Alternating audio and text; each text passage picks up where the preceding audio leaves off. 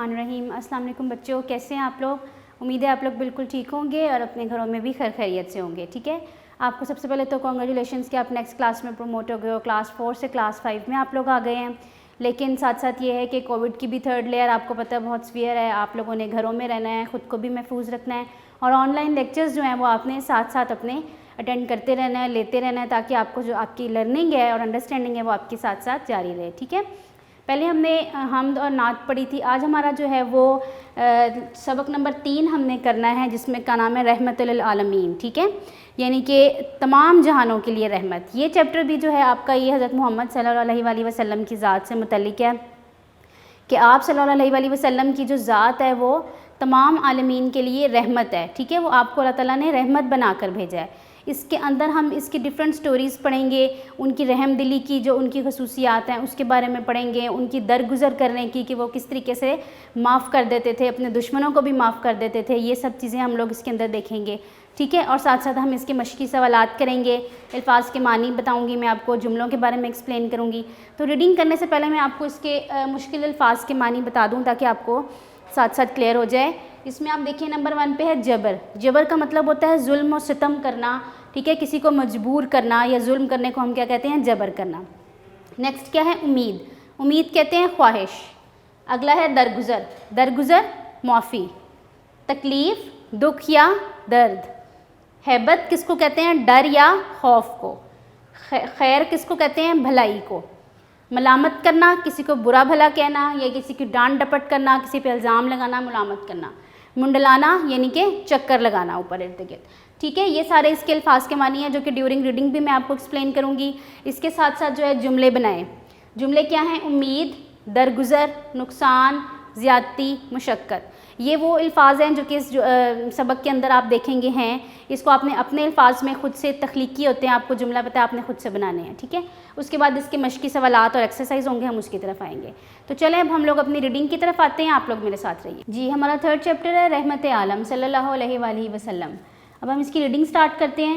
رمضان کا مقدس مہینہ تھا۔ حضرت محمد رسول خدا صلی اللہ علیہ وآلہ وسلم اپنے صحابہ کے ساتھ مکہ مکرمہ کی طرف روانہ ہوئے یعنی کہ اس سائڈ کی طرف گئے۔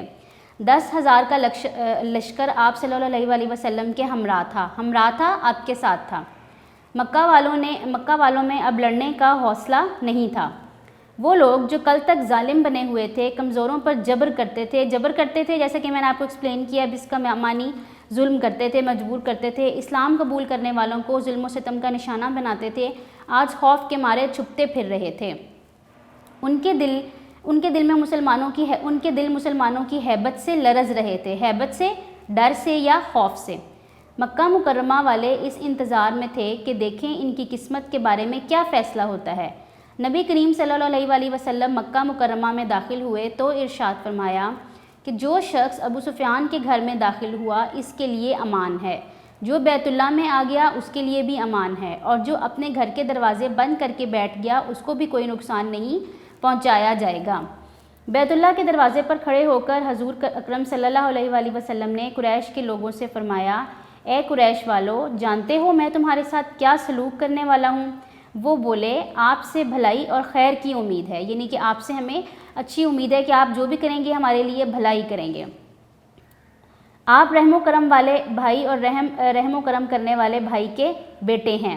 نبی کریم صلی اللہ علیہ وآلہ وسلم نے ارشاد فرمایا، آج تم پر کوئی ملامت نہیں، ٹھیک ہے۔ ابھی میں نے آپ کو اس کا مطلب بھی ایکسپلین کیا تھا، ملامت نہیں یعنی کہ کوئی تمہیں برا بھلا نہیں کہے گا، کوئی ڈانٹ ڈپٹ نہیں، جاؤ تم سب آزاد ہو۔ آپ صلی اللہ علیہ وآلہ وسلم کے پیارے چچا حضرت امیر حمزہ رضی اللہ تعالیٰ عنہ کا قاتل وحشی اور قتل کروانے والی ہندہ بنت عتبہ آپ کے سامنے پیش ہوئے۔ دونوں نے آپ سے معافی مانگی، آپ نے انہیں معافی دے دی۔ پوری انسانی تاریخ میں معافی اور درگزر کی ایسی شاندار مثالیں نہیں ملتی۔ عفو درگزر کا صرف یہ ایک واقعہ نہیں ہے، حضور اکرم صلی اللہ علیہ وآلہ وسلم کی زندگی اس طرح کے واقعات سے بھری ہوئی ہے، یعنی کہ آپ کے پاس جب لوگ آتے ہیں وہ آپ سے معافی مانگتے، ظلم کرنے کے بعد بھی معافی مانگتے تو آپ ان کو معاف کر دیتے اور رحم دلی فرماتے۔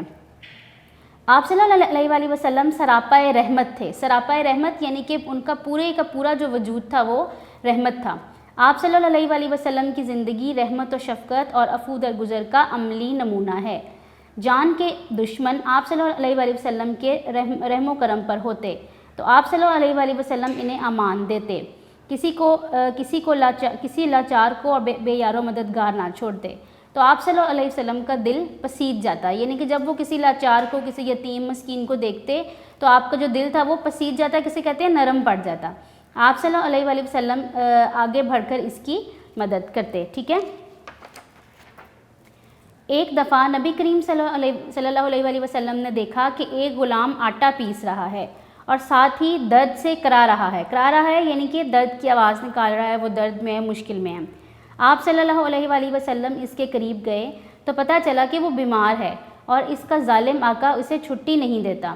آپ صلی اللہ علیہ وآلہ وسلم نے اسے آرام سے لٹا دیا اور سارا آٹا خود پیس دیا، پھر فرمایا کہ جب تم نے آٹا پیسنا ہو مجھے بلا لینا، مطلب آپ نے اس کی مدد کی اور اس کو کہا کہ جب تمہیں ضرورت محسوس ہو آٹا پیسنے کی تو تم مجھے بلا لینا، یعنی کہ اس کے ساتھ بہت شفقت اور رحم دلی سے پیش آئے۔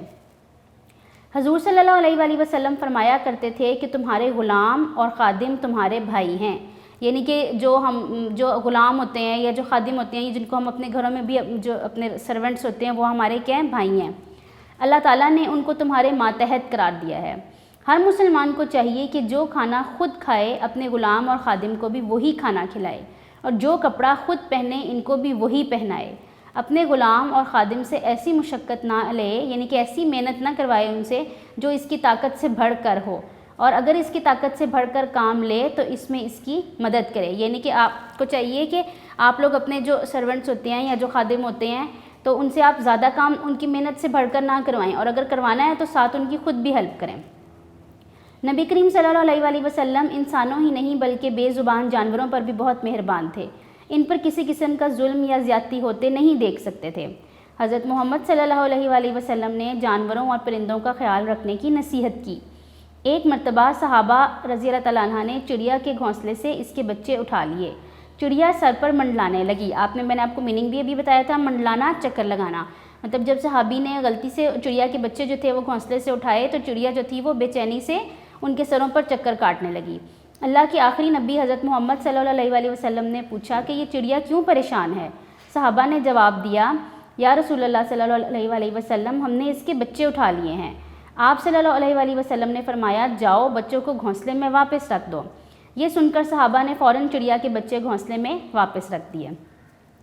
اسی طرح سے ایک مرتبہ آپ صلی اللہ علیہ وآلہ وسلم کہیں تشریف لے جا رہے تھے، راستے میں ایک اونٹ پر نظر پڑی جو بھوک کی وجہ سے کمزور ہو گیا تھا۔ آپ صلی اللہ علیہ وآلہ وسلم کو بہت دکھ ہوا۔ آپ نے فرمایا، لوگوں بے زبان کے معاملے میں اللہ سے ڈرو۔ بے زبان یعنی کہ ایسا جانور، جو آپ کو پتہ ہے کہ جانور ہوتے ہی بے زبان ہیں، جو کہ خود نہیں ریکویسٹ کر سکتے یا خود نہیں بول سکتے، یا کوئی بھی ایسا انسان جو خود نہیں اپنا معاملہ سولو کر سکتا، اس کے معاملے میں اللہ تعالیٰ کی ذات سے ڈرو۔ سچ یہ ہے کہ آپ صلی اللہ علیہ وآلہ وسلم کو تمام جہانوں کے لیے رحمت بنا کر بھیجا گیا، ٹھیک ہے۔ یہ آپ کی ریڈنگ تھی اس چیپٹر کی جو یہاں پہ ختم ہوئی۔ اب ہم اس کے بک ورک کی طرف آئیں گے۔ اس میں سے میں آپ کو اس کے سب سے پہلے الفاظ مانی ہیں جو میں نے آپ کو بورڈ پہ بھی ایکسپلین کیے تھے، دوبارہ سن لیں۔ جبر، ظلم و ستم کرنا، مجبور کرنا۔ امید، خواہش یا آرزو۔ درگزر کرنا، معافی دینا یا معاف کر دینا۔ تکلیف، دکھ یا درد۔ ہیبت، ڈر یا خوف۔ خیر، بھلائی۔ ملامت کرنا، ڈانٹ ڈپٹ کرنا، برا بھلا کہنا۔ منڈلانا، چکر لگانا، ٹھیک ہے۔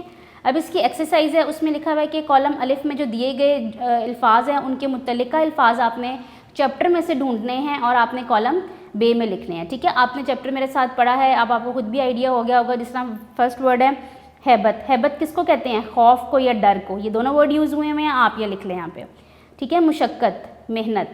ملامت، ذلیل کرنا کسی کو یا ڈانٹ ڈپٹ کرنا یا اس کو برا بھلا کہنا۔ تکلیف، دکھ۔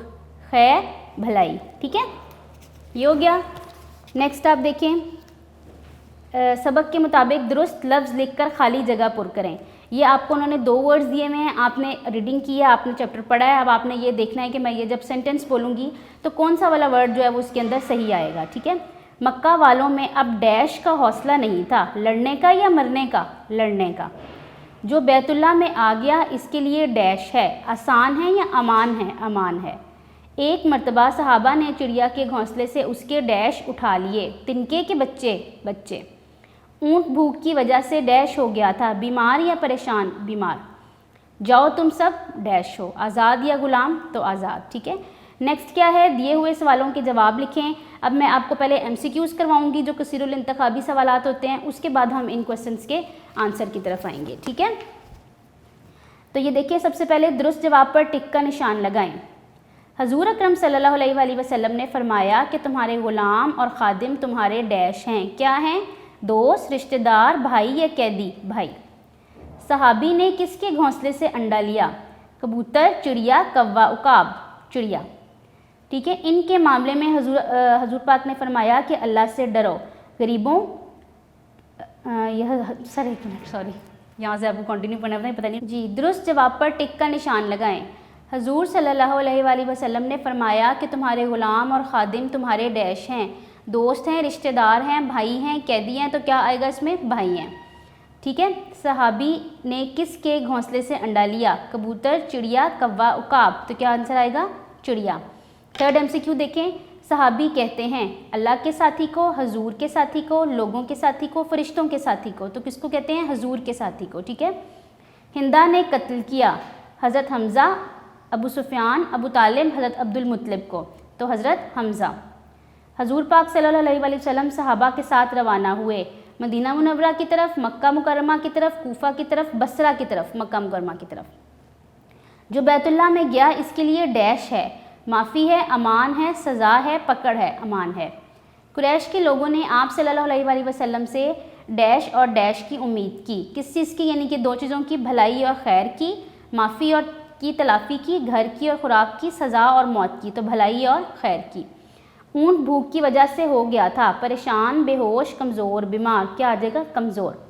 حضور صلی اللہ علیہ وآلہ وسلم نے فرمایا جاؤ تم سب ڈیش ہو، آزاد ہو، غلام ہو، قیدی ہو یا ملک بدر ہو؟ تو کیا آتا ہے؟ آزاد ہو، ٹھیک ہے۔ کس ہستی کو جہانوں کے لیے رحمت بنا کر بھیجا گیا؟ حضرت علی، حضرت محمد، حضرت موسیٰ، حضرت جبرائیل؟ تو کیا آنسر آئے گا؟ حضرت محمد صلی اللہ علیہ وآلہ وسلم، ٹھیک ہے۔ نیکسٹ جو ہے اب ہم اس کے کویسچن آنسرس کی طرف آتے ہیں۔ سبق کے آغاز میں کس واقعے کی طرف اشارہ کیا گیا ہے؟ سبق کے آغاز میں فتح مکہ کی طرف اشارہ کیا گیا ہے۔ وحشی اور ہندا کا جرم کیا تھا اور ان کے ساتھ کیا سلوک کیا گیا؟ وحشی نے آپ صلی اللہ علیہ وآلہ وسلم کے پیارے چچا حضرت امیر حمزہ کا قتل کیا اور ہندا قتل کروانے والی تھی، آپ نے ان دونوں کو معاف کر دیا۔ خادم اور غلام کے بارے میں آپ صلی اللہ علیہ وآلہ وسلم نے کیا فرمایا؟